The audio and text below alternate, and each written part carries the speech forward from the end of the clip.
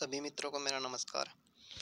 आज हम इस वीडियो में ग्राम विकास अधिकारी के संदर्भ में कुछ महत्वपूर्ण बिंदुओं पे चर्चा करेंगे। तो सबसे पहले सभी के मन में ये जिज्ञासा है कि मुख्य परीक्षा का आयोजन है वो कब तक होगा और क्या इसका सिलेबस रहने वाला है और कितनी इसकी कट ऑफ रहने वाली है, कितने मार्क्स वाले विद्यार्थी हैं वो मुख्य परीक्षा की तैयारी शुरू कर सकते हैं। तो जहाँ तक मेरा अनुमान है कि इसकी मुख्य परीक्षा का आयोजन है वो कब तक होने वाला है, तो मेरे अकॉर्डिंग इसकी जो मुख्य परीक्षा का आयोजन होगा वो इस प्रकार होगा कि जैसे मान लो कि अभी जनवरी माह में तो इसका रिजल्ट आना संभव नहीं है, तो फरवरी के पहले सप्ताह में इसका अगर रिजल्ट आता है मान लीजिए, तो रिजल्ट के 45 दिन तक 45 दिन का समय देना तो अनिवार्य है। तो फरवरी में अगर इसका रिजल्ट आता है तो मार्च या अप्रैल महीने में मुख्य परीक्षा का आयोजन होने की पूरी संभावना है। तो आप मार्च या अप्रैल महीने का टारगेट लेकर एक बार मुख्य परीक्षा की तैयारी है वो शुरू कर दीजिए। ठीक है। दूसरा जो बिंदु है वो है सिलेबस, कि मुख्य परीक्षा का है वो सिलेबस क्या रहेगा।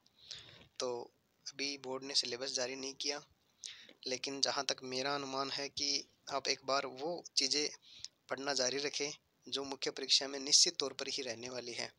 जैसे कि राजस्थान की जो ज्योग्राफी है वो मुख्य परीक्षा में 100% रहने वाली है। इसके अलावा कला संस्कृति है, कला संस्कृति भी मुख्य परीक्षा में ज़रूर रहेगी।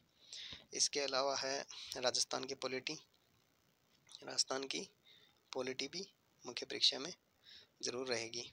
और इसके अलावा है हिंदी भी मुख्य परीक्षा में निश्चित तौर पर रहने वाली है। और इसके अलावा है कंप्यूटर, ये भी मुख्य परीक्षा में निश्चित तौर पर रहेंगे। तो एक बार ज्योग्राफी, कला संस्कृति, राजस्थान पॉलिटी, हिंदी और कंप्यूटर, ये 5 सब्जेक्ट हैं। आप एक बार इनको पढ़ें और जब तक आप इनको पढ़ते हो तब तक मुख्य परीक्षा का वो सिलेबस है वो जारी हो जाएगा। सही दिशा में अगर तैयारी करना चाहते हो तो यही सर्वोत्तम उपाय है। बाकी आप अगर सिलेबस के इंतज़ार में रहोगे तो जब सिलेबस आएगा तब इतना समय नहीं होगा कि आप एक साथ सारा सिलेबस कवर कर सकें। ठीक है। और अगला बिंदु है वो है कि नेगेटिव मार्किंग है वो होगी कि या नहीं होगी।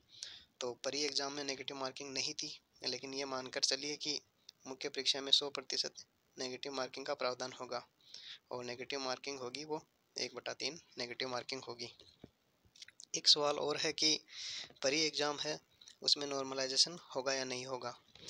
तो अभी हाल में जैसे ही नए जो चेयरमैन साहब आए हैं उनका ये ट्रेंड रहा है कि वो नॉर्मलाइजेशन की उनकी हमेशा से मंशा रही है।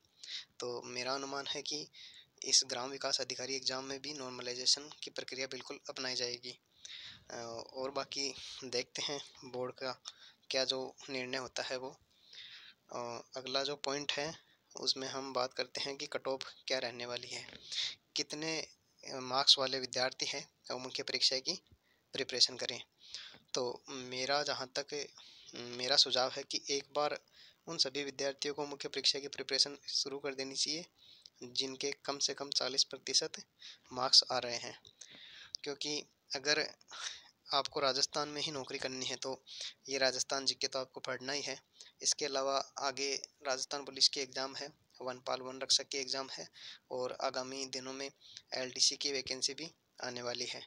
तो इन सब चीज़ों को ध्यान में रखते हुए आपको एक बार जिन भी विद्यार्थियों के मैं मेल कैंडिडेट की बात कर रहा हूँ कि मेल कैंडिडेट जिनके 40% मार्क्स है, और फीमेल अगर कैंडिडेट है तो जिनके 35+ मार्क्स है ना, वो भी मुख्य परीक्षा की तैयारी कर सकते हो।